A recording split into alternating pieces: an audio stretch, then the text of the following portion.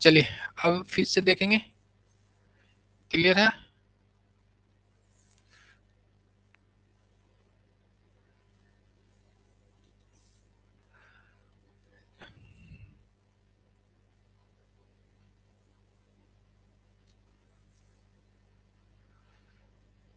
अब स्क्रीन पूरा आपको शो हो रहा होगा।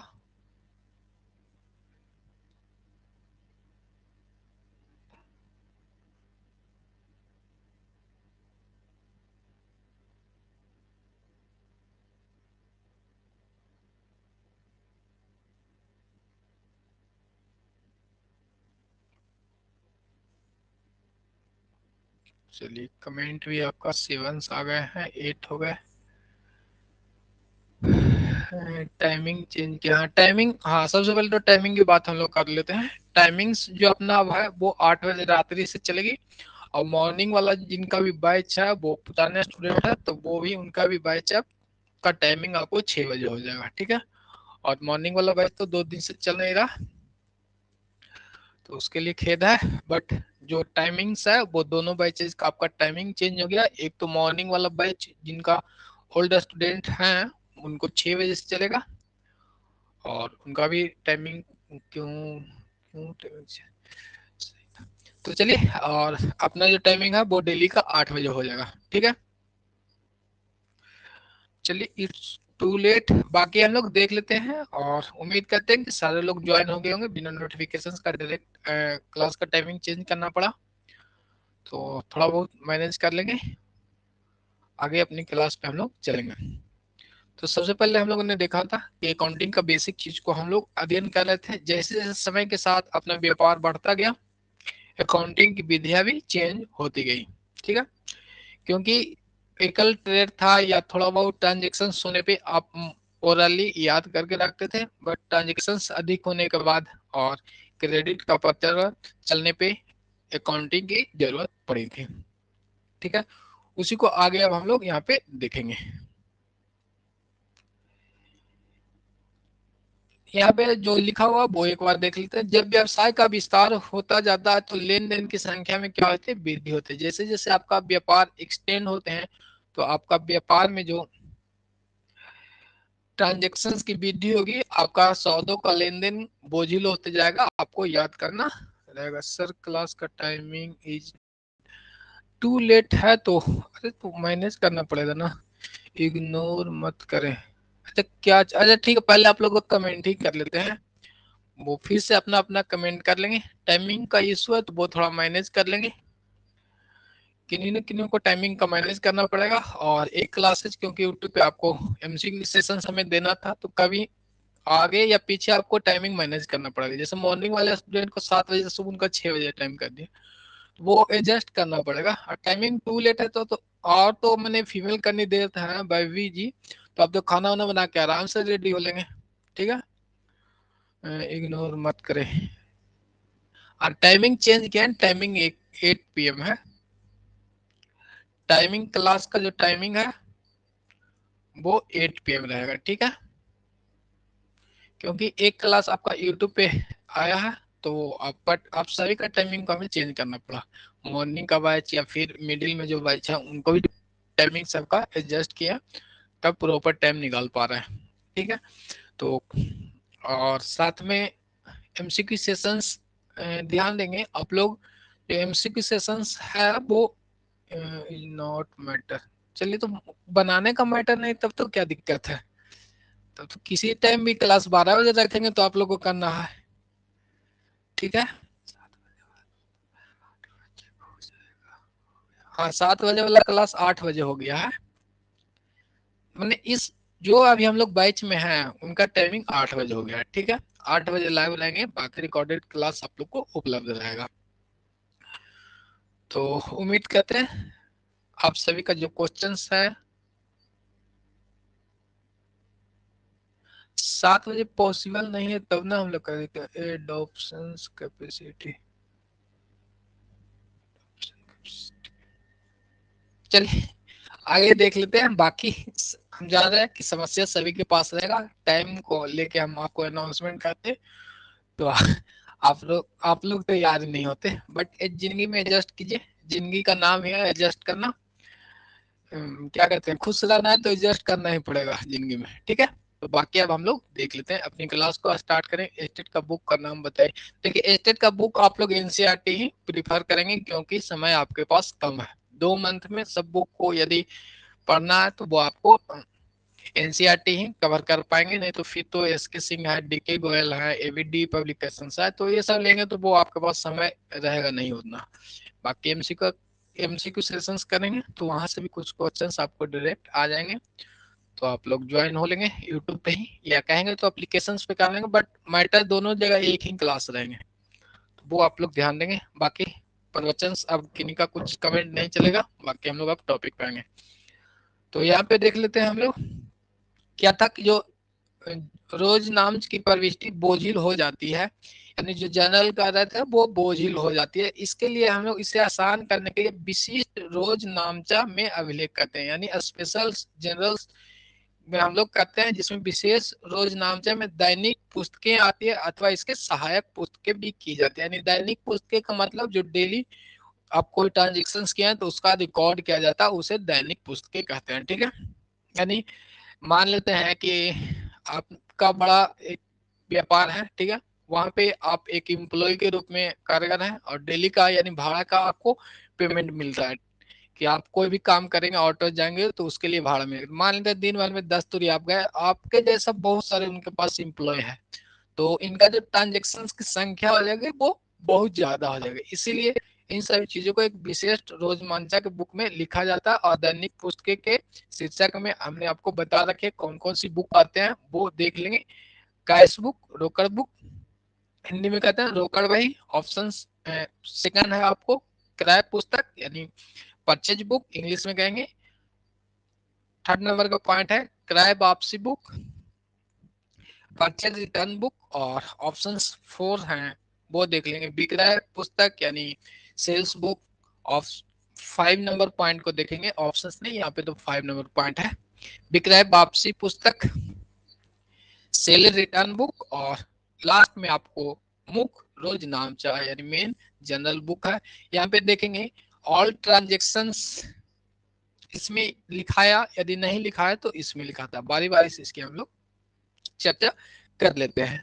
आज कुछ विशेष आपको देखने को नहीं मिलेगा इसमें, बट जो है वो थोड़ा बहुत हम लोग देखते हुए नेक्स्ट चैप्टर पे भी चले जाएंगे, बीआरएस पे हम लोग चले आएंगे। तो थोड़ा बहुत हम लोग देखते हुए चलेंगे सारे पॉइंट को, जिससे एग्जाम में आपको कोई समस्या उत्पन्न ना हो।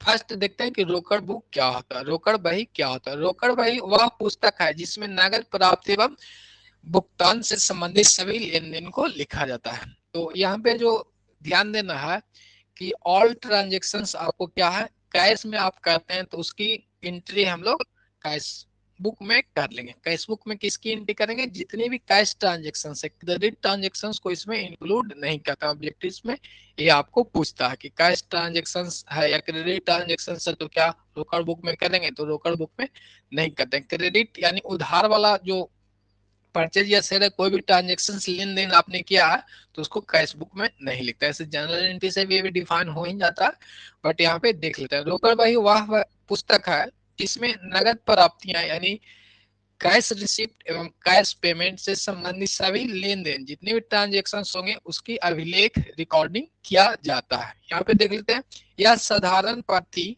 महीना साधारण यह साधारण प्रति महीना बनाया जाता है, यानी नॉर्मली जो है वह क्या है मंथली बनाया जाता है। इससे आप वीकली बना सकते हैं, 6 मंथली भी बना सकते हैं, लेकिन नॉर्मली जो इसे बनाने का पीरियड है वो अपना है प्रति महीना बनाया जाता है, यानी एवरी मंथ इसे बनाया जाता है रोकड़ बही को, ठीक है। एक मंथ में कितना रोकड़ का आवागमन हुआ इससे आपको पता चल जाता है, यानी कैश में कितनी ट्रांजेक्शन हुई वो रोकड़ बुक से आपको पता चल जाता है। यहाँ पे देखेंगे यह वही रोज नामचा व वही खाता दोनों के लिए उद्देश्य पूरा कर देता है। जैसे आपको पता है कि जनरल जो हम लोग करते हैं उसके साथ साथ कल हमने खाता बही की बात की यानी लेजर पोस्टिंग की बात की थी, लेजर की बात की थी, तो वहां पे देखा था कि एक अकाउंट बनाते थे कैश का, तो कैश अकाउंट बनाए थे। तो वही यहाँ पे जो रोकड़ बुक है वो उन दोनों का उद्देश्य पूरा यहाँ पे कर देता है, क्योंकि इसमें ऑल ट्रांजेक्शन कैश वाले रिकॉर्ड कर लिए जाते हैं। तो नॉर्मल चीजें हैं। रोकड़ बही में आपको आ सकते हैं क्वेश्चंस में कि रोकड़ बही में कौन सी ट्रांजेक्शन्स को लिखते हैं, क्रेडिट को लिखते हैं या कैश वाले को लिखते हैं या क्रेडिट और कैश दोनों को लिखते हैं।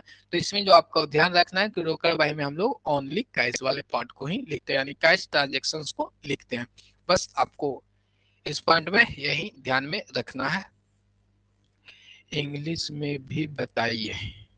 कैश बुक का तो फुल्ली इंग्लिश थोड़े ना बोल पाएंगे। अच्छा, कैश बुक का मतलब हुआ कि those book in record of cash all transaction, यानी ऑल रिसिप्ट एंड पेमेंट हो गया। इंग्लिश उतना नहीं हो पाएगा ना, वो देख लेंगे आप लोग। यानी कैश बुक में all transactions record in cash, ठीक है। और ये एवरी मंथ आपको इसमें रिकॉर्ड किया जाता है। और जो जर्नल बा पोस्टिंग दोनों का ये क्या पर्पस को पूरा कर लेता है, देख लेंगे यहाँ पे। इसे मूल प्रविष्टि का बही कहा जाता है। जो अभी हमने देखा रोकड़ बही, वो से मूल प्रविष्टि का कहा जाता है। यहाँ पे देख लेंगे रोकड़ बही के प्रकार। अब हम लोग ने देखा कि रोकड़ बही में देखा कि जितनी भी ट्रांजेक्शन्स आपके हैं कैश में, उसे हम लोग इसमें एंट्री करते हैं। बट यहाँ पे हम लोग देखेंगे कि अब रोकड़ बही जो है, कैश बुक की टाइप्स कितने हैं, वो आपको 3 टाइप्स यहाँ पे देखने को मिल रहा है नॉर्मली। फर्स्ट है वो आपका all the cash transaction record in cash book. चलिए, वैभव जी का जो कमेंट है वो सही है, पूरा इंग्लिश में बढ़िया से बता दिया, all transaction record in the cash book. Second देखेंगे dual column cash book. Third है आपको कैश रोकड़, सॉरी खुदरा रोकड़ बही यानी पीटी कैश बुक। ये सब नॉर्मल चीजें, इसमें आपको कुछ है नहीं, बस बेसिक आप लोग देख लेंगे। फर्स्ट आपको है कि एक स्तंभीय रोकड़ बुक। एक स्तंभीय रोकड़ बुक में नगद संबंधी सभी सौदों का क्या कहते हैं हम लोग इसमें टाइम के अनुसार लेखा करते हैं। कैश बुक में तो ऐसे जनरली क्या कहते हैं समय के अनुसार से ही लेखा हम लोग करते थे। यानी नगद प्राप्तियां एवं नगद भुगतान एकल स्तंभीय रोकड़ जो बही होंगे, यानी एक कॉलम अमाउंट का एक ही कॉलम होगा। जिस तरह से हम लोग लेजर पोस्टिंग का कॉलम था, नीचे आपको दिया हुआ है विजुअल होंगे, डेट, पार्टिकुलर और journal folio, amount, date, particular, journal folio, माने ऑल इट इज जो फॉर्मेट आपका पोस्टिंग का था अकाउंट का, वही पोस्टिंग इसमें है। तो यहाँ पे देख लेंगे कि एक स्तंभीय रोकड़ बुक में जो स्तंभ होगा वो एक ही होगा। प्राप्ति एवं नगद भुगतान का पूर्ण इसमें क्या कहते हैं विवरण हम लोग करते हैं। और डेबिट साइड इधर होगा और क्रेडिट यहाँ होगा। प्राप्ति को हम लोग इधर लिखते हैं डेबिट साइड में, और single column double column PT cash book. चलिए वैभी जो पूरा इंग्लिश में लिख रहा है, बाकी देख लेंगे।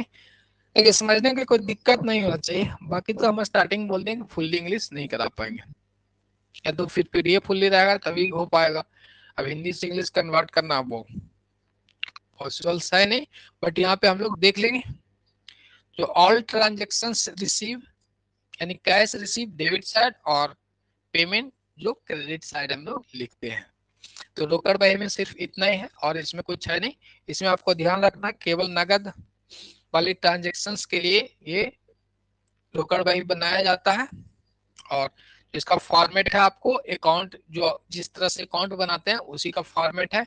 तो सिंगल कॉलम जो आपको कैश बुक का फॉर्मेट है वो सेम है, बट आगे देखेंगे डुअल कॉलम को पे आएंगे। डुअल कॉलम द्विस्तरीय रोकड़ बही। डुअल कॉलम में हम लोग देखेंगे डुअल कॉलम कैश बुक में क्या है, 2 कॉलम बनते हैं। अमाउंट के लिए जो है वो 2 कॉलम बनते हैं। यहाँ पे देखेंगे एक तो कैश का कॉलम बना है और एक बैंक का कॉलम बना है। तो इसे हम लोग डुअल कॉलम कहते हैं। जैसे हम लोगों ने कल देखा था कि कैश का अकाउंट अलग बना देते, बैंक का अकाउंट अलग बना देते, बट कैश बुक जो हम बनाते हैं तो इसमें 2 कॉलम वाले साथ में बना लेते हैं। कैश वाले जितने भी ट्रांजेक्शन जो प्राप्तियां हैं वो डेबिट साइड में कैश का अमाउंट कैश में लिखेंगे, और बैंक वाले पार्ट का अमाउंट बैंक में लिखते हैं। ठीक है, बस इतना ही इसमें, और कुछ है नहीं। और ये बनाया जाता है इसलिए कि क्योंकि ट्रांजेक्शन्स आजकल देखते हैं हम लोग कि जितनी भी ट्रांजेक्शन्स है वो बैंक के माध्यम से किया जा रहा है। अब तो फोन पे या पेटीएम आने से आपको नॉर्मल से दुकान पे भी बैंक वाले कॉलम उनको बनाना पड़ता है, बट छोटे छोटे दुकानदार है तो वो तो लिखा रखते नहीं है, वो बड़े बड़े बिजनेस के लिए अकाउंटिंग ट्रीटमेंट चलती है। यहाँ तक हमने देखा डुअल कॉलम कैशबुक को देखा था। डुअल कॉलम कैशबुक में सिर्फ फॉर्मेट आपका सेम है जो हमने कल पढ़ा था, उसी का फॉर्मेट पे ये बनेगा। डेबिट क्रेडिट किस तरह से होगा वो आपको बनेगा, बट इसमें क्या है कि कैश कॉलम के साथ साथ हमने सिंगल कॉलम में कैश था, बट डुअल कॉलम में एक बैंक का अमाउंट अलग से जोड़ देते हैं, यानी कॉलम जोड़ देते हैं, तो उसी को डुअल कॉलम कैश बुक कहते हैं, द्विस्तरीय रोकड़ बुक कहते हैं। ठीक है, आगे हम लोग देखते हैं और जनरली देखते हैं कि बैंक अकाउंट आपका है तो वो जो बैंक वाले ट्रांजेक्शन ज्यादा होते हैं बिजनेस में, वो क्या बनाते हैं, चालू अकाउंट बनाते हैं। करेंट अकाउंट का नाम आपने सुना ही होगा, और करेंट अकाउंट पे कोई इंटरेस्ट नहीं मिलता है, ये ध्यान में रखना है। तो डुअल कॉलम कैश बुक है, इसमें कुछ है नहीं, बस इतना ही है। तो आगे फिर हम लोग बढ़ेंगे। बैंक बैंक में क्या लिखेंगे, अच्छा चलिए, डिपॉजिट कर रहे हैं, डिपॉजिट कर रहे हैं ₹10,000, तो इसका एंट्री हम लोग क्या किया, बैंक अकाउंट डेबिट या चेक से रिसीव करेंगे और टू कैश अकाउंट, तो कैश अकाउंट में 10,000 और इधर भी 10,000, तो डेबिट साइड में क्या लिखेंगे, 10,000 रुपया। ठीक है, और यहाँ पे लिखेंगे बैंक का नाम देके, इधर कैश का नाम देके, रोकड़ वाले कॉलम में लिखेंगे 10,000 रुपया। हो गया, यही है कि जो बैंक ट्रांजेक्शन होंगे वो हम लोग बैंक कॉलम में लिखते हैं। ठीक है पिंकी जी, आप समझ में आ गया, जो बैंक ट्रांजेक्शन है वो हम लोग बैंक कॉलम में बनाते हैं। पहले हम लोग कल क्या बना रहे थे, एक तो कैश अकाउंट बना रहे थे यहाँ पे, और बैंक एक, अच्छा एक सेकेंड, एक बना रहे थे हम लोग बैंक अकाउंट। ठीक है, तो यहाँ पे अलग अलग, बट यहाँ पे जब डुअल कॉलम का हम लोग बुक बनाते हैं तो इसमें दोनों को साथ में, जो अमाउंट वाला है यहाँ पे अमाउंट, यहाँ पे अमाउंट, यहाँ पे अमाउंट और यहाँ पे अमाउंट, जो दोनों को साथ में हम लोग कर लेते हैं और ट्रांजेक्शन आपको लिख दिए जाते हैं। बट ध्यान रखना कि जितने भी ट्रांजेक्शन हैं वो कैश वाले को लिखा जाता है। ओवरऑल सारा this transaction is called कंट्रा entry, हाँ उसे सी से इंडिकेट करते हैं। ठीक है, कंट्रा एंट्री या बीपीआर हिंदी में कहते हैं उसे। नेक्स्ट हम लोग आगे चलेंगे, फिर आपको आ गया खुदरा रोकड़ बही। खुदरा रोकड़ बही को आपको ध्यान रखना कि प्रत्येक जो आपकी संस्थाएं होती है वहां पे छोटे छोटे जो ट्रांजेक्शन होते हैं वो आपको देखने को मिलता है। जैसे डाक का व्यय हो जाता है, पोस्ट करना है तो दूरभाष का व्यय हो जाता है, परिवहन का व्यय, स्टेशनरी का व्यय, रबर पेंसिल कलम, ये सब यदि संस्था में आएगा तो इसकी जो वैल्यू है वो तो नॉर्मल्स होते हैं। तो इसके लिए क्या किया जाता है, कंपनी तो आपको कोई भी एम्प्लॉय है तो उसे क्या करेंगे, कंटिन्यू तो पे नहीं करेंगे कि 10 रुपया आप ले लीजिए, 5 रुपया आप लीजिए, चाय का एक्सपेंसेस है तो वो आप ले लीजिए। इसके लिए क्या किया जाता है, एक खुदरा रोकड़ बही तैयार किया जाता है। इसे हम लोग इंग्लिश में पीटी कैश बुक कहते हैं। क्या कहते हैं इसे, इसे हम लोग पीटी कैश बुक कहते हैं। और पीटी कैश बुक में हम लोग छोटे छोटे जो भुगतान होते हैं उसको हम लोग लिखते हैं। ठीक है, और छोटे छोटे भुगतान तो आपको देखने को मिलता है कि बार बार, मैंने कई बार इस व्यय को देखने को मिलता है, इसीलिए अलग से ही एक बुक बनाया जाता है, पीटी कैश बुक यानी खुदरा रोकड़ बही। इसमें जो अमाउंट मिलता है एक रोकड़िया को रखा जाता है, हिंदी में कहते हैं, यानी इसको जो मैनेज करते हैं उसे रोकड़िया हिंदी में हम लोग कहते हैं। तो इनको कुछ अमाउंट दे दिया जाता है, मान लेते हैं कि इसे स्टार्टिंग में दे दिया गया कि 5,000 रुपया आप ले लें, बाकी जो ये सब एक्सपेंसेज है उसे क्या करेंगे, बियर करेंगे, किन्हीं को जरूरत पड़ेगा तो उन्हें आप दे देंगे। ठीक है, जैसे मान लें डाक पे पोस्ट करना है तो 100 रुपया का खर्चा है, मान लेते हैं परिवहन से किन्हीं को जाना उन्हें भी 100 रुपया खर्चा है, स्टेशनरी लाना है 50 रुपया का तो उन्हें, तो ये क्या करेंगे, जो रोकड़िया रहते हैं ना वो देते हैं, यानी जो इस बुक को मेंटेन करते हैं। अलग से एक बुक मेंटेन किया जाता है रोकड़ बुक के लिए, और इसमें जो एक्सपेंसेस, जो छोटे छोटे एक्सपेंसेस होते हैं उसको राइट डाउन किया जाता है, यानी लिखा जाता है। ठीक है, और यहाँ पे देखेंगे आपका जो भुगतान के लिए क्रेडिट जो साइड है वो कुछ होता नहीं है इसमें। इसमें सिर्फ भुगतान का विश्लेषण किया जाएगा, जितना भुगतान किया वो, यानी एडवांस में मान लेते हैं कि 5,000 रुपये को किन्हीं को हमने ये पॉइंट किया है कि 5,000 रुपया ये रखें, 5,000 रखें, तो यहाँ पे प्राप्ति का अमाउंट लिख लिया जाएगा 5,000 रुपया, 5,000 रुपया प्राप्ति का अमाउंट। और जितना यहाँ पे खर्चा होता है, मान कि डाक में 10 रुपया खर्चा हुआ, ठीक है, और आगे परिवहन में हमने 20 रुपये खर्चा किया, तो यहाँ पे भी 20 लिख लेंगे, और यहाँ पे हमने 100 खर्चा किया था, और यहाँ पे 50 किया है, और यहाँ पे हमने इतना किया, तो टोटल को हम लोग जोड़ लेंगे, तो 200, 250, 270, यानी 280 मंथली या ईयरली भी इसे हम लोग कहते हैं। तो देखेंगे कि कितना खर्च हुआ, ठीक है, तो 280 रुपये यहाँ पे खर्च हुआ, 280 हमने खर्च कर रखा, बट हमें प्राप्त कितना हो रखा है 500 रुपया, तो 5,000 रुपया, तो ओवरऑल जो अमाउंट है वो यहाँ पे कितना आ जाएगा, इसमें से घटा देंगे 5,000 में से 280, और वो नेक्स्ट ईयर कैरी फॉरवर्ड करके वो जो मेंटेन करने वाले रोकड़िया रहते हैं उससे के पास अमाउंट रहता है, या कुछ उनका एक्स्ट्रा भी अमाउंट मिलता है। ठीक है, क्वेश्चंस कैसे आएगा, क्वेश्चंस इसमें से कुछ आएगा नहीं, बट जो फर्स्ट पॉइंट हमने बताया था ना रोकड़ बही में कि all transactions record in cash, वही आएगा, पूछ दिया जाएगा कि क्रेडिट वाले ट्रांजेक्शन को क्या हम रोकड़ बुक में लिख सकते हैं। ठीक है, और कुछ इससे आने वाला नहीं है, बट अपना चैप्टर्स में है, तो एक बार थोड़ा सा हल्के निगाह से देख के निकाल लेंगे।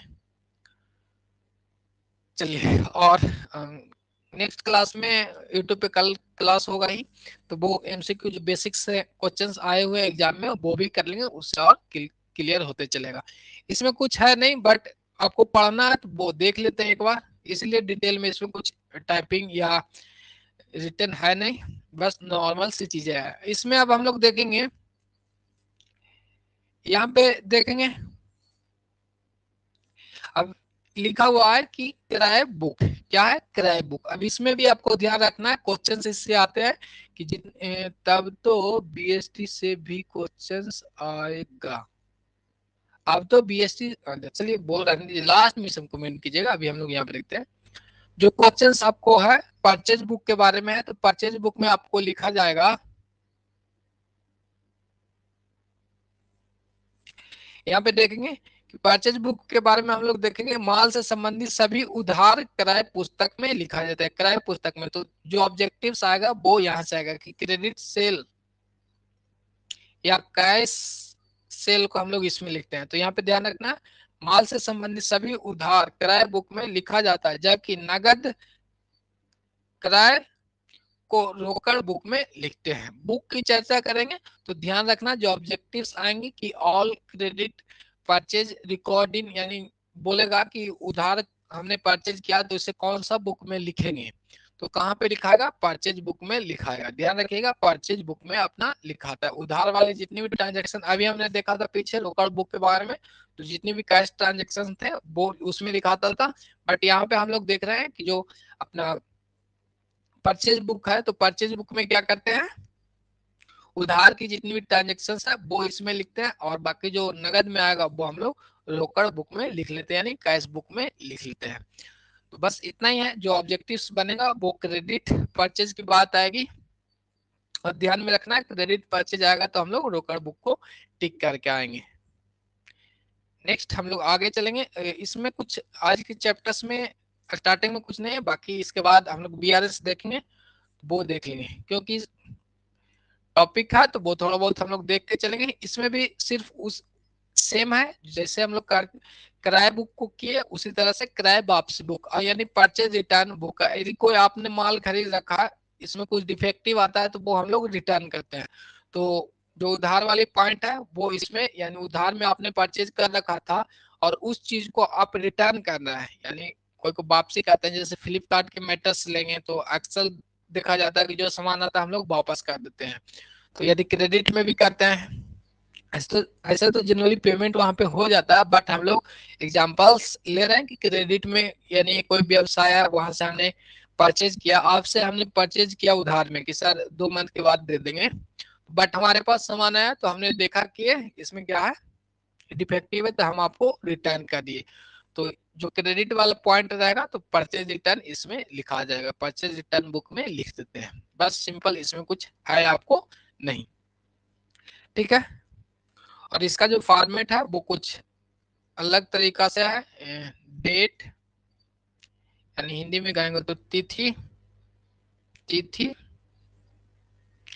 फिर बीजक की संख्या जो आपका बुक रहेगा वो रिसीविंग, उसके बाद आपूर्तिकर्ता के नाम रहेंगे, जो भी आपको आपूर्ति करता है तो आपूर्तिकर्ता का नाम।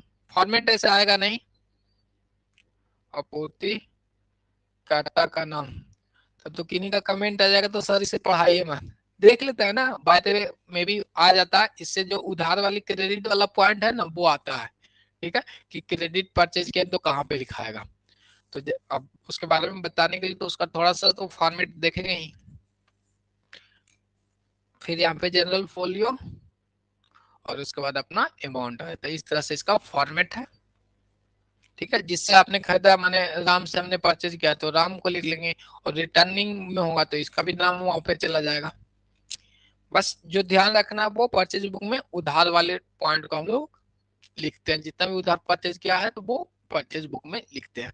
अब यहाँ पे विक्रय बुक की बात आ रही है, तो विक्रय बुक में सेम उसी तरह से, यदि आपने सेल किया है यानी विक्रय किया है उधार में तो उसका एंट्री हम लोग विक्रय बुक में करते हैं, और परचेज में किया है तो रोकड़ बुक में तो कर ही लेंगे, कैश में करते हैं तो। ठीक है, तो विक्रय बुक भी उधार वाली ट्रांजैक्शन यानी क्रेडिट की बात आएगा, क्रेडिट सेल या क्रेडिट परचेज, तो विक्रय बुक या आपका परचेज बुक आ जाएगा।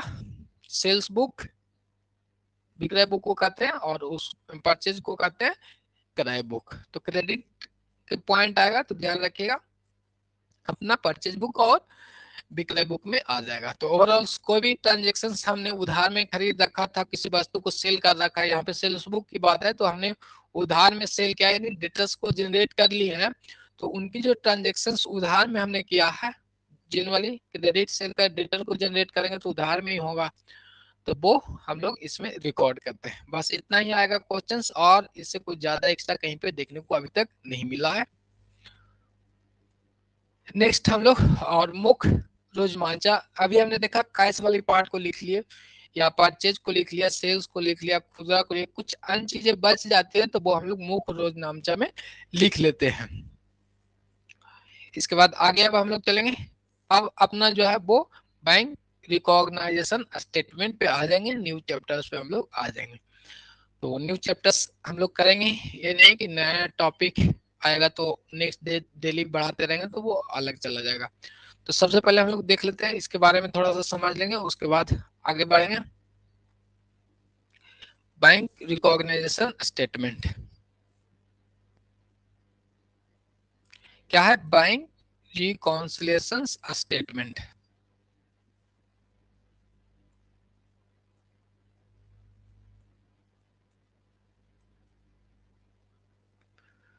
छह नंबर, फिर से 6 नंबर कौन सा बच गया जी? अच्छा, ये मुख्य रोजनामा मैंने जो शेष आपको बच गया ना वो हम लोग इसमें ट्रांजेक्शन को लिख लेते हैं। प्रथम प्रविष्टि में किसी को बच गया, जैसे नॉर्मली हम लोग जो फर्स्ट फेज में लिखते हैं जनरल करते हैं वो बच गया, तो कोई भी चीज एक्स्ट्रा आपको बच जाएगा तो इसमें हम लोग लिख सकते हैं। यानी परचेज, सेल, परचेज रिटर्न, और आपका क्या था, सेल रिटर्न। फिर कैश बुक के बाद यदि कुछ बच जाते हैं तो वो हम लोग यहाँ पे इंक्लूड कर देंगे। चलिए, इसे क्वेश्चंस देखने को नहीं आया।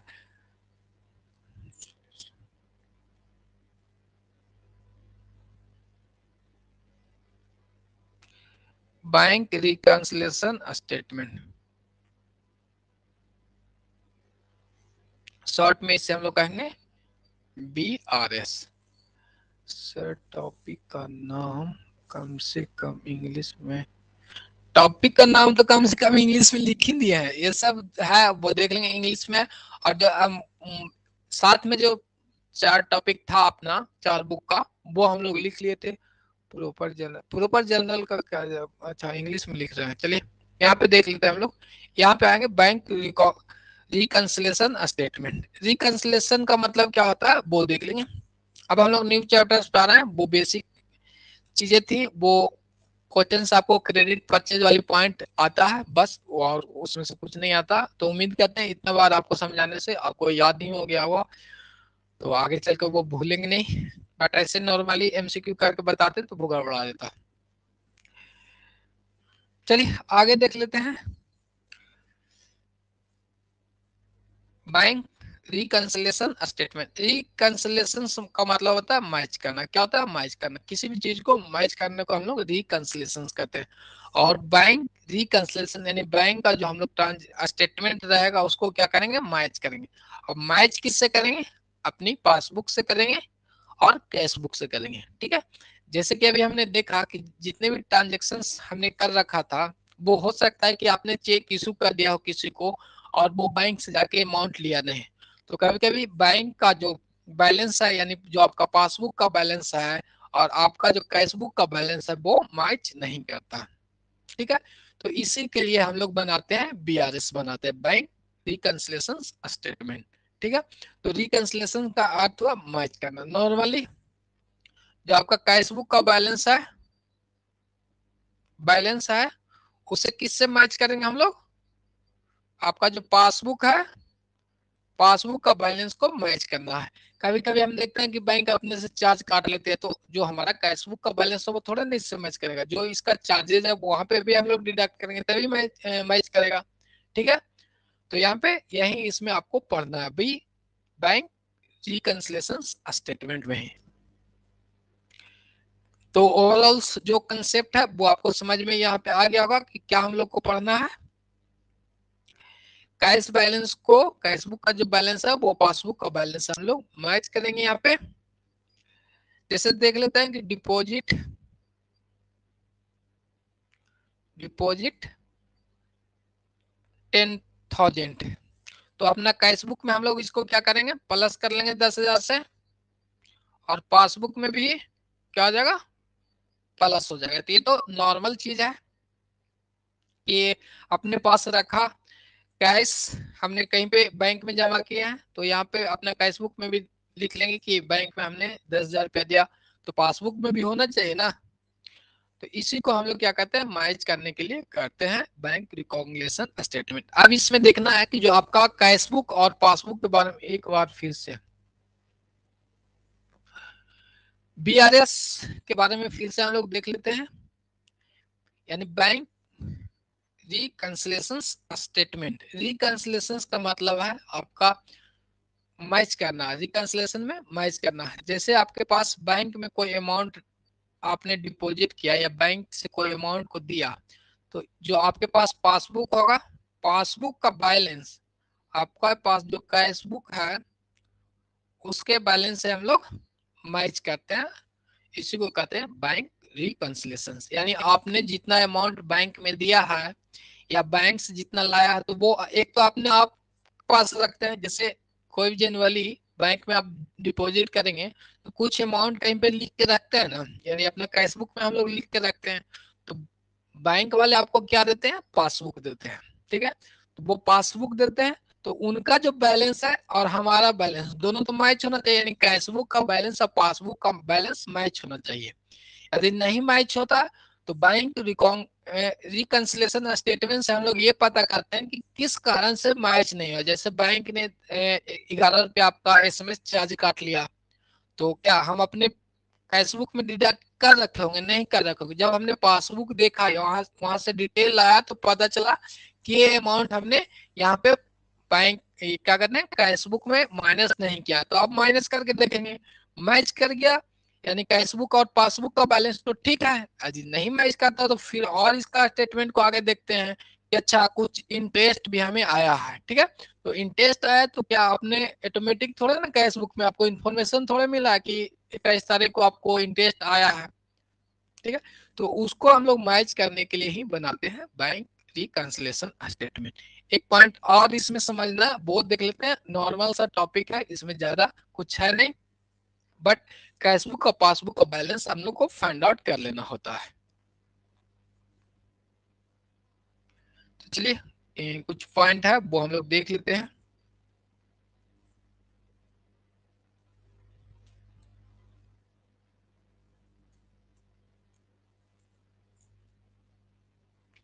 यहाँ पे देख लेंगे आप लोग कि जो हम लोग मैचिंग तो कर ही रहे हैं कि पासबुक और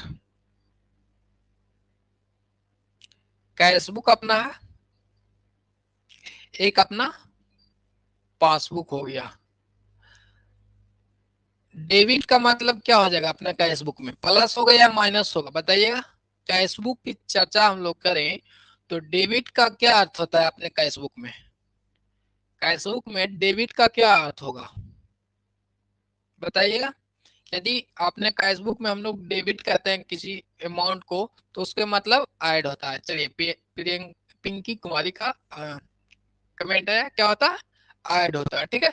और क्रेडिट यदि हमने अपने कैशबुक में क्रेडिट कर रखा तो इसका क्या अर्थ हुआ, प्लस होगा या माइनस होगा। ऑब्वियसली एक तरफ तो आपको बताए हैं कि डेबिट है तो दूसरी तरफ क्रेडिट होगा, तो ऑब्वियसली क्या हो जाएगा पेमेंट। अच्छा पेमेंट फेवरेबल बैलेंस, चलिए loss loss loss, minus plus minus की हम लोग बात कर रहे हैं, यानी क्या होगा डिडक्शन हो गए, ऐड और सब्सट्रैक्शन की अभी बात कर रहे हैं। बाकी लॉस लेस को यहाँ पे हाँ लेस होगा संजय जी, तो ठीक है। तो यहाँ पे हमने देखा कि अपनी कैशबुक में डेबिट करते हैं उसके मतलब क्या है अमाउंट क्या होती है बढ़ती है, और कैशबुक में क्रेडिट करते हैं इसका मतलब अमाउंट को हम लोग कम कर रहे हैं। जैसे कोई ट्रांजेक्शन है या पेड करते थे तो हम लोग क्रेडिट करते हैं, ठीक है। पंकज कुमार जी एम लिखे हैं, एम क्या लिखे हैं सर, चलिए माइनस लिखे हैं, चलिए ठीक है। यहाँ पे ओवरऑल देखेंगे कि कैशबुक में डेबिट का मतलब प्लस होता है यानी अमाउंट इंक्रीज होंगे, और क्रेडिट का मतलब अपना माइनस होता है। बट यहाँ पे देख लेते हैं कि पासबुक वाली कॉलम जो है उसमें क्या इफेक्ट पड़ता है। जो आप लोग पासबुक देखते होंगे तो पासबुक में डेबिट का मतलब क्या होगा कमेंट करके बताइएगा। अब हम लोग पासबुक की चर्चा कर रहे हैं, ऊपर वाली कैशबुक को रहने देते हैं, ठीक है। अब बताइएगा कि पासबुक में डेबिट का मतलब क्या होगा, प्लस होगा या माइनस होगा।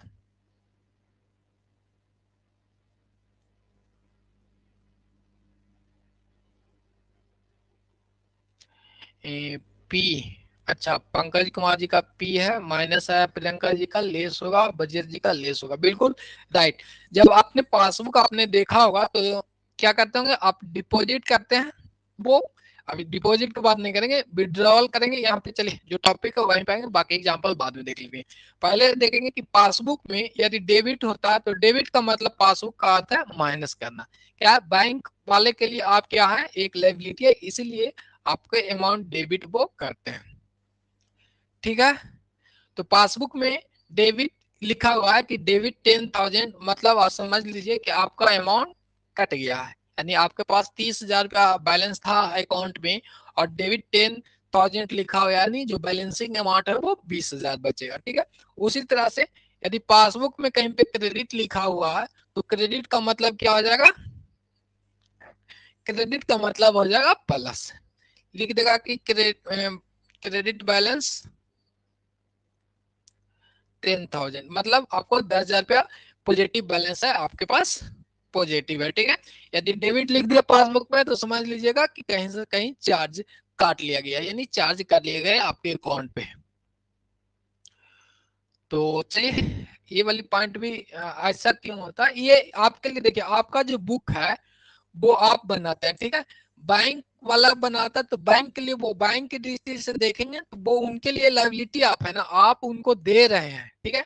हमने क्या किया देंगे तो अपने बुक में पॉजिटिव करेंगे, बट उनके लिए क्या हो जाता है वो रिस्पॉन्सिबिलिटी हो जाती है, तो इसलिए वो उल्टा एंट्री चलता है। आपके हिसाब से पॉजिटिव है तो उनके हिसाब से तो निगेटिव है ना, ठीक है। इसलिए वो उनके लिए लायबिलिटी आप लोग हैं, इसलिए वो अपना जो आप वो अपने हिसाब से वो ठीक है, बट आप अपने दृष्टि से देखते हैं तो आपका जो पासबुक तैयार तो वो बैंक वाले ने किया है बट वो आपका है, इसीलिए वो निगेटिव उल्टा इंटू वहां पे किया जाता है।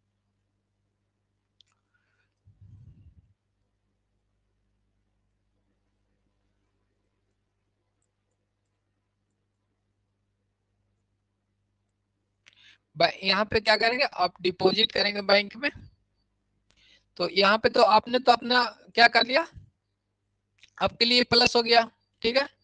और अच्छा, यहाँ पे क्रेडिट कंसेप्ट खराब नहीं होता है ना, वो जो बेस है वो देख लेंगे।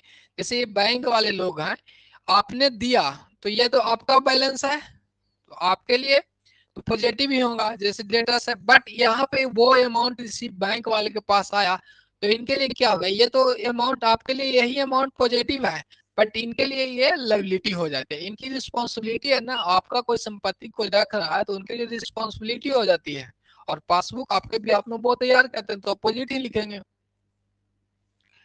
चलिए, तो आगे अब हम लोग आएंगे, बाकी जो पीडीएफ में लिखा हुआ है वो नॉर्मल ऐसे है, उसमें कुछ है नहीं ज्यादा समझने के लिए, बट एक बार रीड कर लेंगे, इसमें कुछ है नहीं, जो कंसेप्ट है वो क्लियर है। तो यहाँ तक एक और पॉइंट वो उसमें देख लेंगे। हम लोग चलेंगे कहाँ से, अच्छा वो कल आगे वाले में देख लेंगे। हम लोग अभी जो कंसेप्ट है वो देख लेते हैं, जो लिखा हुआ वो भी थोड़ा सा समझ लेंगे। समानता ऐसा अनुभव किया गया है कि जब रोकड़ बही यानी कैश बुक के द्वारा प्रदर्शित बैंक स्तंभ यानी जो बैंक कॉलम का योग की तुलना बैंक विवरण द्वारा प्रदर्शित सेल्स से की जाती है, क्या जो बैलेंसिंग से की जाती है, जो भी अमाउंट बैलेंस है वो दोनों में सेम होना चाहिए। तो यह समान नहीं होता है, क्या कैश का कॉलम और बैंक का कॉलम समान नहीं होता है, तो इनमें अंतर होते हैं। इसीलिए हमें सर्वप्रथम इस अंतर के कारण को निर्धारण करना पड़ता है, यानी क्या कहते हैं हम लोग फाइंड आउट करते हैं कि क्यों इसमें अंतर हो रहा है। उन्हें एक विवरण जैसा बैंक समाधान विवरण कह सकते हैं, यानी जो एक स्टेटमेंट बनाते हैं कहीं पे हम लोग बनाएंगे इसे, उसे हम लोग बैंक स्टेटमेंट कहते हैं। यानी कैश कॉलम और बैंक कॉलम में जो डिफरेंस आए हैं उसी को एक पेज पे बनाते हैं, एक फॉर्मेट में बनाते हैं, उसे हम लोग बैंक विवरण कहते हैं, बैंक समाधान विवरण कहते हैं, ठीक है। इस विवरण सॉरी यह विवरण इन दोनों पुस्तकों के शेष का मिलान कर देता है। क्या कहता है, ये जो विवरण हम लोग बनाएंगे, जैसे मान लेते हैं अभी हमने आपको बताया कि 10,000 रुपया हमारा बैंक बैलेंस है, ठीक है, और कोई चार्जेस बैंक ने कर रखा है, यानी पासबुक का बैलेंस है, मान लेते हैं यहाँ पे पासबुक का बैलेंस। तो इंटरेस्ट क्या एसएमएस चार्ज की हमने बात की, एसएमएस चार्ज की बात की, तो बैंक वाला तो ऑटोमेटिक इसमें से 10,000 रुपये में जो बैलेंस हमारे पास बैलेंस जो पासबुक में बचा हुआ है और इसमें चार्ज उसने कर रखा, तो इसमें से तो क्या है एसएमएस चार्ज हमें डिडक्ट कर रखा होगा 10,000 रुपये। यदि लास्ट में हमें बैलेंस बच रहा है तो इसमें क्या है कि जो भी एसएमएस चार्ज है वो चार्ज करेगा, कोई इंटरेस्ट दिया वो ये ऐड कर रखा हो।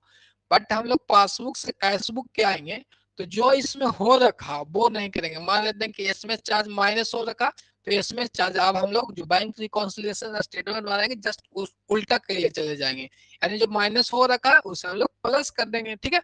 और इंटरेस्ट को देखेंगे हम लोग, क्या है कि इंटरेस्ट को देखते हैं, तो इंटरेस्ट रिसीव हुआ है, जैसे इंटरेस्ट मिला है किसी को तो वो क्या है कि पासबुक में प्लस हो रखा है, तो इसको हम लोग क्या करेंगे पासबुक का बैलेंस से चलेंगे तब हम लोग क्या करेंगे इसे माइनस कर देंगे इंटरेस्ट को, ठीक है। तो यहाँ से चलेंगे तो जो अमाउंट यहाँ पे निकल के आएगा, मान लेते हैं कि 9,000 निकल के आया, तो वो आ जाएगा कैशबुक का बैलेंस, ठीक है ना। यानी कैशबुक ऐसे देखेंगे कि चल कहाँ पे रहे, कैशबुक की ओर जा रहे थे, तो कैशबुक में जो नहीं हुआ वो कर लेंगे पासबुक में, वो हो जाएगा। यानी तो दो कंसेप्ट के साथ चलेंगे, या तो जो हमने कर रखा है, मान लेते हैं कि पासबुक को उठाते हैं, स्टार्टिंग बैलेंस पासबुक से स्टार्ट किया है और पासबुक में हमने इसमें चार्ज माइनस कर रखा, तो इससे हम लोग प्लस कर लेंगे। इंटरेस्ट को हमने प्लस कर रखा है तो इसे माइनस कर लेंगे, तो वो आपका कैशबुक का बैलेंस फाइंड आउट हो जाता है। बस इतना ही कंसेप्ट है, बाकी आगे हम लोग देखते हैं। ये यहाँ पे जो लिखा हुआ था इसलिए यहाँ पे देख रहे थे, ठीक है। दोनों शेष का मिलान कर देता है, क्या ये क्या करेंगे दोनों शेष का मिलान यहाँ पे हो जाएगा अपना। बैंक समाधान विवरण बनाने के लिए हमारे पास रोकड़ बही के अनुसार बैंक का स्तंभ, क्या जो अभी हमने देखा था बैंक कॉलम डुअल पेटी बुक में वो स्तंभ होना चाहिए, बैंक का कॉलम होना चाहिए। बैंक स्तंभ में दिए गए शेष जो बैलेंसिंग बचेगा तथा तिथि विशेष तक दोनों पुस्तकों में दर्शाए गए लेन देन का विवरण उपलब्ध होना चाहिए। बैंक रिकॉन्सिलिएशन स्टेटमेंट बनाएंगे, रिकॉन्सिलिएशन स्टेटमेंट बनाएंगे तो क्या है कि विवरण तो उपलब्ध रहेगा, तभी ना कैसे पता चलेगा कि इसमें चार्ज है कि इंटरेस्ट चार्ज है, वो आपको उपलब्ध होना चाहिए।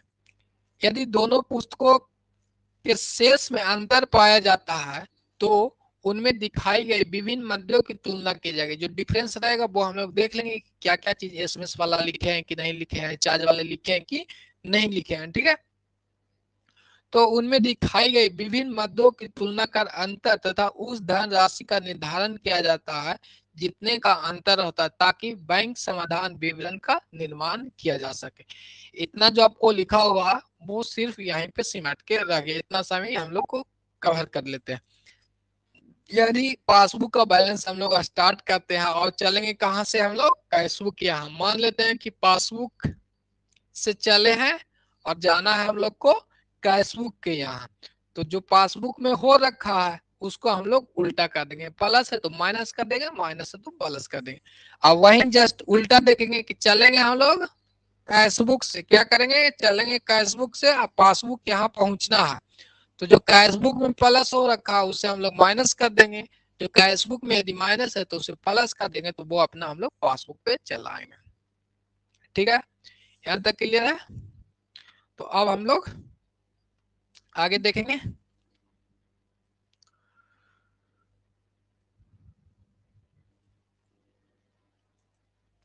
इसके बाद जो फॉर्मेट है वो सिंपल सा फॉर्मेट है, कुछ है नहीं।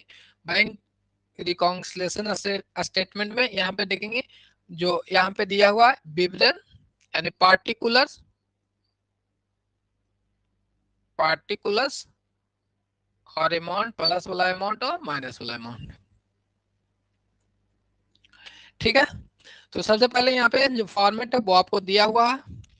यहाँ पे ये वाली पॉइंट को छोड़ देंगे, सिर्फ देखेंगे रोकड़ बही के अनुसार दिखाएगा सिर्फ, यानी कैशबुक के हिसाब से जो बैलेंस है वो हम लोग यहाँ पे लिखते हैं। क्या बैलेंस एज पर कैशबुक, चलिए इंग्लिश वाले स्टूडेंट के लिए भी है, यहाँ पे लिख लेंगे इंग्लिश में balance as per cash book. ठीक है, डेबिट रहेगा तो डेबिट और क्रेडिट रहेगा, ओवरड्राफ्ट रहेगा तो ओवरड्राफ्ट तो ऐसा होगा नहीं, वो पॉजिटिव ही रहेगा।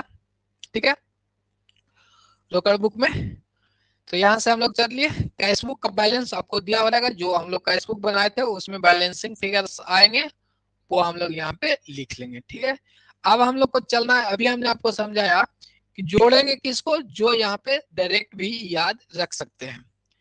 देख लेते हैं कुछ यहाँ पे है कि भुगतान के लिए निर्मित चेक जो बैंक में प्रस्तुत नहीं किया गया। अब अपने आप को संस्था हम लोग मान लेते हैं, यहाँ पे आएंगे, ये एक अपना संस्था है। इस संस्था में हमने क्या पाया कि किसी क्रेडिटर्स को हमने चेक दे दिया, क्या क्रेडिटर्स को हमने चेक दे दिया, चलिए चेक दे देते हैं, इन्हें चेक दे दिए। तो चेक देंगे तो अपना कैशबुक में हमने क्या कर रखा होगा, माइनस कर लिया होगा ऑब्वियसली। आपको पता है कि हमने अपना हमने आपको दिया कि चेक दे देते हैं 10,000 रुपया का, तो आपने यहाँ लिखेगा ना कि 10,000 रुपया हमने इसे दिया, तो वो तो माइनस कर लेंगे।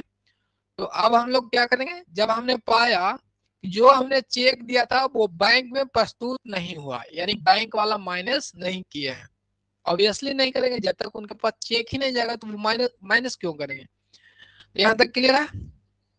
यदि हमने इसे क्या कर रखा, माइनस कर रखा था पासबुक में, सॉरी कैशबुक में हमने माइनस कर रखा है पहले से, जो हमने चेक इशू कर दिया तो माइनस कर रखा है, बट पासबुक में माइनस नहीं है, तो क्या कर लेंगे हम लोग, इसे ऐड कर लेंगे। ठीक है, फर्स्ट पॉइंट हो गया, क्लियर है, इसमें किसी को कोई डाउट। यदि हम अपने कैशबुक से चल रहे हैं और कैशबुक में हमने माइनस कर लिया बट बैंक में वो गया ही नहीं है, यानी बैंक में माइनस नहीं हुआ है, तो हम लोग इसको फिर अपोजिट कर लेंगे, माइनस को हम लोग प्लस कर लेंगे, क्योंकि बैंक में प्लस हो रखा है, यानी वहां पे डिडक्ट नहीं हुआ मतलब प्लस हो रखा है। किसी को इस पॉइंट में दिक्कत, चलिए कोई दिक्कत नहीं है, तो आगे देखते हैं। बट सेकंड पॉइंट आपके पास है कि बैंक द्वारा दिया गया ब्याज। ठीक है, अब यहाँ पे जो स्टेटमेंट दिया रहेगा कि बैंक द्वारा दिया गया ब्याज, तो आपने क्या, आपको पता था कि रोकड़ बुक में बैंक इंटरेस्ट चार्ज कर लेंगे, तो इंटरेस्ट गिवन बाय बैंक यहाँ पे है ठीक है। तो इंटरेस्ट क्या है, बैंक कहाँ पे हम लोग चल रहे हैं, पासबुक के यहाँ आ रहे थे, तो पासबुक में प्लस हो रखा, तो यहाँ पे भी हम लोग प्लस कर लेंगे। या तो ऐसे समझेंगे कि हम लोगों ने कैशबुक में प्लस नहीं किया है, इंटरेस्ट तो हमें पता नहीं था ना, जब हमने पासबुक ओपन करके देखा तब देखा अच्छा ये इंटरेस्ट वाला अमाउंट भी है। ठीक है, तो यहाँ पे हम लोग इसे ऐड कर लेते हैं। यहाँ तक क्लियर है। दो ही पॉइंट है, एक तो चेक हमने इशू कर दिया था और वो बैंक में प्रेजेंट नहीं हुआ है, तो उसको ऐड कर लेते हैं, प्लस कर लेते हैं। यदि हमने देखा कि कोई इंटरेस्ट है वो हमें रिसीव हुआ है, तो अपने तो पासबुक में कैशबुक में हमने क्या ऐड किया होगा, नहीं किया होगा। जब तक हम लोग पासबुक खोल के नहीं देखेंगे आपको थोड़ा पता चलेगा कि इंटरेस्ट मिला है। तो यहाँ पे फिर उसको भी ऐड कर लेते हैं, ये वाली पॉइंट हो गया। बट जो अमाउंट आएगा वो हम लोग यहाँ पे लिख लेंगे। फिर अब क्या क्या घटाया जाता है वो भी आप डायरेक्ट याद रख सकते हैं। देखते हैं यहाँ पे जमा किए गए चेक जिन्हें अभी संग्रहित नहीं किया गया, जो चेक हमने जमा किया है वो अभी क्या है, संग्रहित नहीं किया गया है। डिपॉजिट कर रहे हैं, कोई आपका चेक है स्टेटस आपको प्राप्त था कि 10,000 का राम ने आपको चेक दिया, उस चेक को आपने बैंक को दे दिया। क्या है, अभी तो भुगतान वाली बात है कि हमने चेक पेमेंट के लिए दिया, बट हमारे पास किन्हीं से चेक आया है और वह चेक को हम बैंक के यहाँ जा रहे हैं, मानते हैं कि हम आपको 10,000 का चेक दे रहे हैं, तो आप क्या कीजिएगा, आप तो वो बैंक में जमा कीजिएगा, तो अपने आप प्लस कर रखेंगे। जैसे कैशबुक में आप प्लस कर लेंगे। यदि आप चेक बैंक में जमा करने जा रहे हैं, किसी का चेक है आपके नाम से चेक आया है, वो तो बैंक में आप जमा कीजिएगा, तो वो अपने कैशबुक में प्लस कर रखा। बट हमने देखा कि वो जो चेक है वो कलेक्ट अभी तक हुआ नहीं, 3 दिन हो गए, 4 दिन हो गए, 5 दिन हो गए, चेक इज नॉट ट्रांजिट। चलिए, चेक क्या है, वो क्या है, ट्रांजिट थोड़ा ना होगा। चलिए यहाँ पे देख लेते हैं कि जो चेक है वो कलेक्ट नहीं हो पाया है, तो उसे हम लोग क्या करेंगे, अभी हमने अपने पासबुक में प्लस कर रखा था, सॉरी कैशबुक में प्लस कर रखा है ना, तो वो हम लोग माइनस कर लेंगे। नेक्स्ट देखेंगे बैंक शुल्क जिसे रोकड़ बुक में नहीं लिखा गया है, जो कोई भी बैंक एसएमएस का चार्ज है वो हमने पाया क्या, एसएमएस चार्ज जब पासबुक को देखा तब हमें पता चलेगा कि क्या कि एसएमएस चार्ज इसमें हो रखा, बट हमने क्या पास कैशबुक में किया है, कैशबुक का बैलेंस यहाँ पे है, ये क्या है कैशबुक का बैलेंस, तो कैशबुक में हमने माइनस किया है, नहीं किया है, मैंने नहीं किया है मतलब ऑटोमेटिक प्लस है, तो उसे हम लोग अब माइनस कर लेते हैं। ठीक है, ये बस 4 पॉइंट आपको याद रखना है, आपको बैंक रिकॉन्ग्रेशन स्टेटमेंट बन जाएगा, यहाँ से जो अमाउंट आएगा वो आपको पासबुक का बैलेंस आ जाएगा। ठीक है, तो थोड़ा सा कंफ्यूजन तो क्रिएट नहीं होना चाहिए, बट हो गया होगा तो वो ध्यान रख लेंगे। फिर से देख लेते हैं एक बार, यदि आप कैशबुक को ऊपर में रखते हैं यानी कैशबुक से मिलान करना चाहते हैं, तो जो कैशबुक में हमने कर रखा है उसका जस्ट अपोजिट कर लेंगे। ठीक है, जैसे हमने क्या कि बैंक शुल्क माइनस नहीं किया है ना, कोई भी जो बैंक शुल्क है वो अपने कैशबुक में माइनस नहीं किया है तो कर लेते हैं, नहीं किया है मतलब ऑलरेडी वो पॉजिटिव है, तो उसे हम लोग माइनस कर लेते हैं। फिर से चलिए फिर से एकदम फ्रेश आपको समझाते हैं।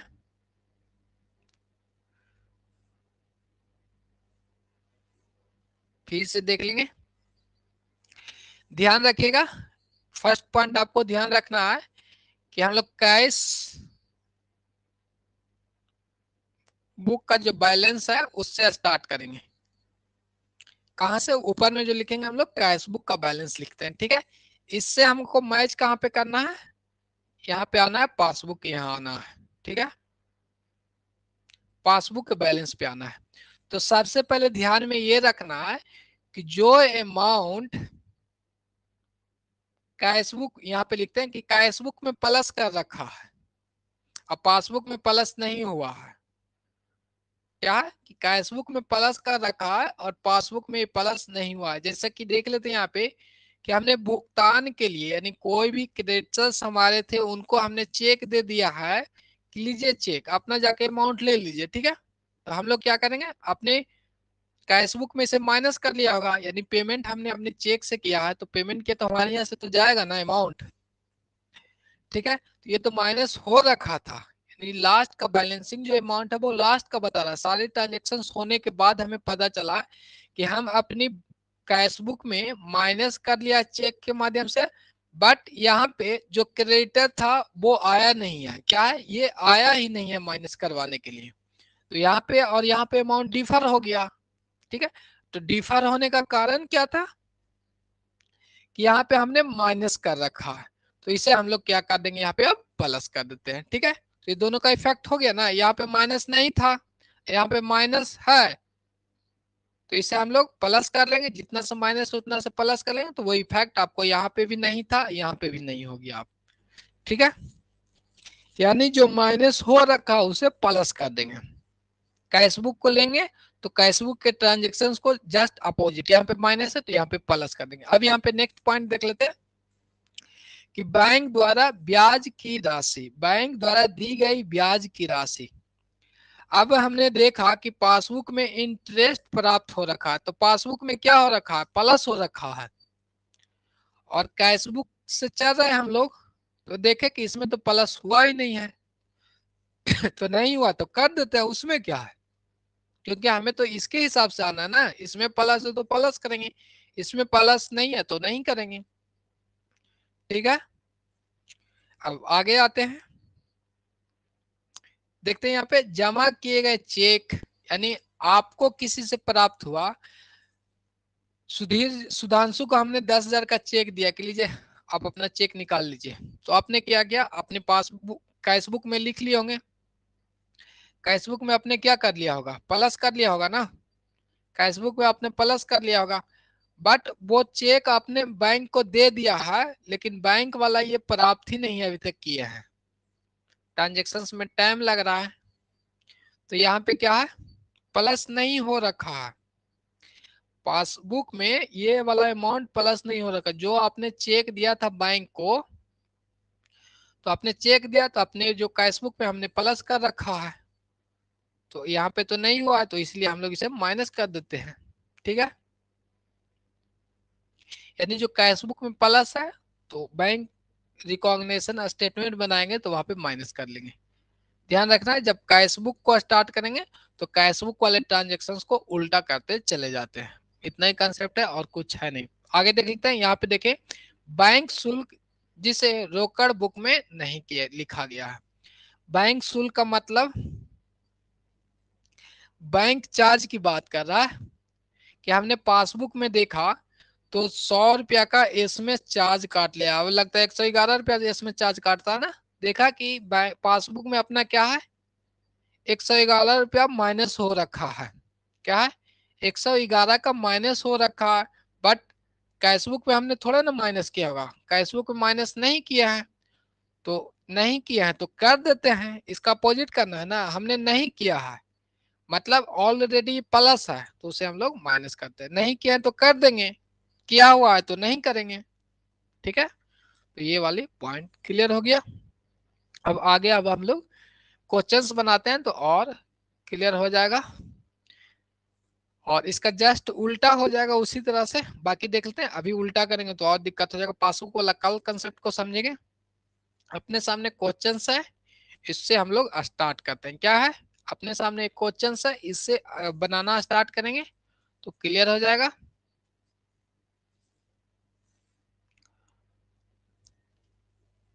चलिए, और यहाँ पे देख लेते हैं, लिख लेंगे कि पासबुक का बैलेंस, यहाँ पे पासबुक का बैलेंस भी लिख लेते हैं। 57,600 रुपया कितना, पासबुक का बैलेंस भी दिया हुआ है, कैशबुक का बैलेंस भी दिया हुआ है। हमने अपने पासबुक में देखा तो 57,600 रुपया दिखाई दे रहा है, बट अपना जो कैशबुक है उसमें अपना 50,000 दिखाई दे रहा है। ठीक है, ये दो पॉइंट है। स्टार्ट कहाँ से करेंगे हम लोग, अभी कैशबुक से समझे तो कैशबुक से लिखते हैं। जो बैलेंस है, बैलेंस एज पर कैशबुक, क्या है, कैशबुक। ये अमाउंट कितना है, रोकड़ बही के अनुसार शेष बैलेंस 50,000 है। क्वेश्चन कैसे पूछेगा, इससे क्वेश्चंस नहीं आता है ना, वो आपको कितना अमाउंट डिफर्स है वो तो आपको पता ही चल जाएगा, इससे कुछ क्वेश्चंस नहीं आएगा। अभी तक हमने देखा नहीं, बट देखते हैं। ऑब्जेक्टिव इससे भी नहीं आएगा, जो वो अपना परचेज बुक है ना, वो क्रेडिट सेल वहीं आएगा, ठीक है। प्लस लिखा हुआ वैभवी जी का बना रहे हैं, बाकी यहाँ पे देख लेंगे, इससे आपका नहीं आएगा, बट कुछ बनते हैं क्वेश्चन, तो वो हम लोग देखेंगे, ठीक है। यहाँ पे देख लेते हैं, हम लोग लिख रहे हैं। देखिए जो टॉपिक है वो हम लोग कर लेते हैं, जो मैंने जहां से क्वेश्चंस नहीं बनते हैं उसको शॉर्टकट में चलता है, बट आपने बोला कि फिर से बता दीजिए, इसलिए हमने आपको रिपीट कर दिया। तो यहाँ पे देख लेते हैं, अब देखेंगे कि अगला पॉइंट देखेंगे, 6,000 रुपया के निर्गमित चेक, माने आपने किसी को चेक दिया है, मान लेते हैं कि ये आपका कैश बुक है, राम का कैश बुक है, ठीक है। राम का क्या है, अपना कैश बुक है, इसने इशू किया है, इशू किए होंगे, तो अपना कैश बुक में क्या हमने माइनस कर रखा है ना, पहले बताएंगे। अच्छा कल का है बताएंगे, इसी को अभी बता लेंगे ना, इसमें कुछ है ही नहीं, तो क्वेश्चंस उतने आने की संभावना ही नहीं, तो कल क्या है बताएंगे। आप लोग भी कहते रहते हैं सर 2 घंटा पढ़ाइए, देखिए यहाँ पे आइए देखते हैं। देख लीजिए यहाँ पे अपना कैश बुक का बैलेंस लिखे हैं। अब हम लोग सेकंड जो एडजस्टमेंट दिया हुआ है, जो एंट्री वो देख लेते हैं। 6,000 रुपया निर्गमित चेक जो भुगतान के लिए प्रस्तुत नहीं हो, यहाँ पे कहा गया कि भुगतान के लिए प्रस्तुत नहीं हुआ, मतलब बैंक में ये चेक नहीं गया है, ठीक है। अब हम लोग यहाँ पे देखते हैं 6,000 रुपया का इशू किया है, तो हमने कैश बुक में माइनस कर रखा है, तो हमने क्या कहा जो कैश बुक का आपने माइनस किया है, तो उसका जस्ट उल्टा यहाँ पे प्लस कर लेंगे, तो प्लस में लिख लेंगे 6,000, क्या कर लेंगे प्लस में यहाँ पे 6,000 लिख लेंगे। फिर आगे देखते हैं बैंक, नेक्स्ट पढ़ते हैं हम लोग कि बैंक ने 8,000 रुपये का लाभांश प्रत्यय संकलित कर फार्म फंड के खाते में जमा कर दिया। अब हमने पाया कि जो अपना पासबुक है ना, क्या इस पासबुक में 8,000 रुपया प्लस हो रखा है, 8,000 रुपया प्लस हो रखा है, तो यहाँ पे भी हम लोग क्या कर देंगे प्लस कर देंगे 8,000। यदि पासबुक में प्लस हुआ है, अब कैश बुक में प्लस नहीं हुआ है, ऑब्वियसली यदि यहाँ पे प्लस है और यहाँ पे नहीं हुआ है, तो ऑब्वियसली यहाँ पे तो पहले से माइनस हो रखा होगा। जैसे आपके पास 10 रुपया है और हमारे पास 8 रुपया है, तो हमारे पास ऑलरेडी 2 रुपया माइनस है, इसलिए यहाँ पे प्लस कर देते हैं। यानी पासबुक की ओर से चलेंगे, यानी कैशबुक से चल रहे हैं पासबुक की ओर, तो जो पासबुक में हो रखा वही करना है। जैसे पासबुक में प्लस हो रखा था 8,000 रुपया इलेवन, तो यहाँ पे प्लस कर देंगे। ये वाली पॉइंट को देखते हैं कि 6,000 रुपया चेक हमने इशू किया था, तो अपने यहाँ तो माइनस किया, बट पासबुक में बैंक में गया ही नहीं है, तो ये क्या है माइनस नहीं हुआ है, मतलब प्लस हो रखा है। आपके हिसाब से तो यहाँ पे प्लस है ना, तो इसलिए ये भी प्लस कर लेते हैं। यहाँ तक क्लियर है। फिर नेक्स्ट आगे हम लोग आते हैं। अब अगला पढ़ने के बाद पता चलेगा कि 400 रुपये के बैंक शुल्क की प्रविष्टि जो रोकड़ बही में नहीं हुआ।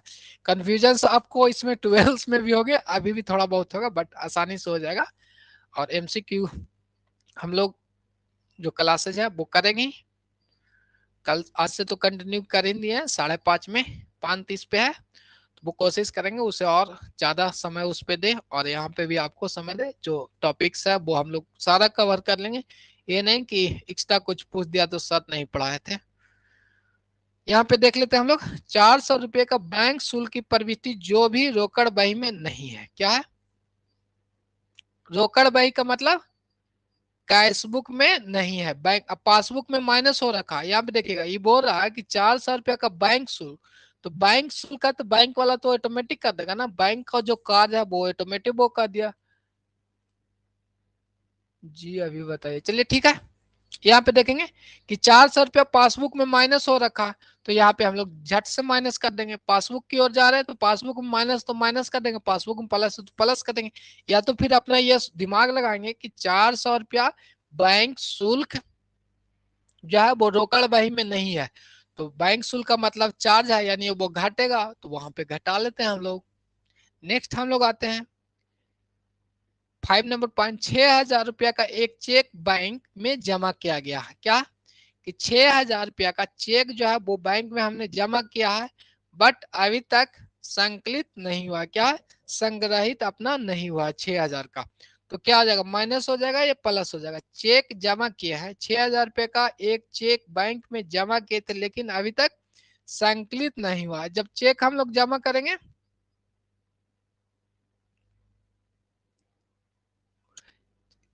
अच्छा ये वाली पॉइंट हम लोग देख लेंगे। क्या कहता है यहाँ पे कि 6,000 रुपए का एक चेक बैंक में जमा किया था लेकिन अभी तक वो संकलित नहीं हुआ। तो 6,000 रुपया हम लोग डिपॉजिट किया है चेक के माध्यम से, क्या है, डिपॉजिट किया है, जमा किए थे। तो अपना कैशबुक में हम लोग क्या कर रखे होंगे, प्लस कर रखे हो। बट आगे हमने देखा कि ये संग्रहित नहीं हुआ, यानी कलेक्ट नहीं हुआ अमाउंट, क्या है, कलेक्ट नहीं हुआ। तो यहाँ पे हम लोग प्लस कर रखे हैं तो इसे सीधे हम लोग माइनस कर देंगे। ठीक है, तो इसको जो है ना वो हम लोग आगे इधर लिख लेते हैं। 400 रुपये माइनस वाले पार्ट को हम लोग इधर, प्लस वाले पार्ट को इधर, 6,000 रुपया।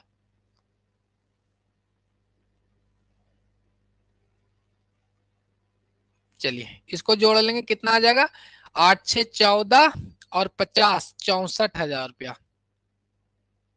और यहाँ से माइनस कितना करना है इसमें से, टोटली आपको, ठीक है ना, 8 6 14, ठीक है। अब जो माइनस इसमें से कर लेंगे हम लोग, कितना है, 6400 रुपया, 6400 रुपया। तो बैंक पासबुक जो अमाउंट आएगा वो ये बैंक पासबुक का होना चाहिए, ठीक है। तो घटा के देख लेंगे, 0 0 6 और ये आ जाएगा अपना 6 है, तो 3 7 और 5 आ गया ना। यही था कि सारे ट्रांजेक्शन्स को हम लोग ने ये किया कि अपना जो, अच्छा हमारे इमेज से तो दिख ही नहीं रहा होगा यहाँ पे चलिए दिख रहा है ना। तो यहाँ पे ध्यान में देना था, यही आपको ध्यान में रखना था कि जो हमारा कैशबुक में नहीं हो रखा है उसे हम लोग क्या करेंगे,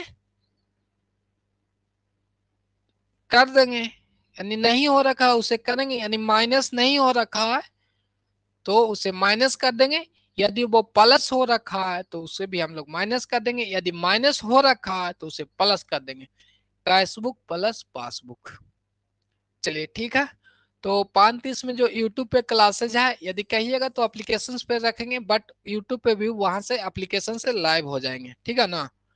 एमसीक्यू का सेशंस जो है वो 5:30 पे हम लोग यूट्यूब पे, आपको चैनल्स का नाम तो उम्मीद है कि पता ही होगा। यूट्यूब पे एमके एजुकेशन ग्रुप है, वहां पे आएंगे। जो भी आपको डाउट है कि सर क्वेश्चंस इससे नहीं आता, बट इससे नहीं आता, बट हमें पढ़ना है तो इसलिए एक दिन में तो एक चैप्टर समाप्त कर लिए ना। देखिए एप्लीकेशंस पे 100 MCQ 100 मार्क्स का दोनों हो जाएगा ना सोनाली जी। कोशिश वहां पे हम लोग, देखिए कहिएगा तो हम करेंगे यहाँ पे भी। यदि आपको इच्छा है कि हम लोग एप्लीकेशंस पे ही आके कर लें तो लाइव तो एप्लीकेशंस पे होगा, बट एमसीक्यू का सेशंस यूट्यूब पे भी जाएगा ही जाएगा, ठीक है। टेलीग्राम का लिंक आप एम के एजुकेशन यही लिखेगा कैपिटल में एम के एजुकेशन ग्रुप डालिएगा तो वो भी टेलीग्राम आपको ऐसे आ जाएंगे। सर्च कीजिएगा तो सर्च बॉक्स में या फिर डिस्क्रिप्शन से यूट्यूब के कोई सा भी वीडियो आप खोलिएगा तो वहां पे टेलीग्राम का लिंक होगा। एक आध दो में नहीं होगा तो वो अपना एक दो वीडियो देखने के बाद जो डिस्क्रिप्शन का लिंक है वहां से प्राप्त कर लीजिएगा। तो एमसीक्यू का सेशंस हम लोग स्टार्ट कर चुके हैं और आज का सेशंस में जितना आपका कमेंट आया था वो पॉजिटिव ही था। लगभग 20 क्वेश्चंस में किन्हीं का 17, किन्हीं का 18, किन्हीं का 19 कमेंट आया है। और वो जो क्वेश्चन था वो 2020 वाला सेशंस का था। तो क्या करेंगे यहाँ पे एमसीक्यू का, देखिए यहाँ पे करेंगे ना तो जो आपका सीरियल नंबर है वो एमसीक्यू का बढ़ जाएगा।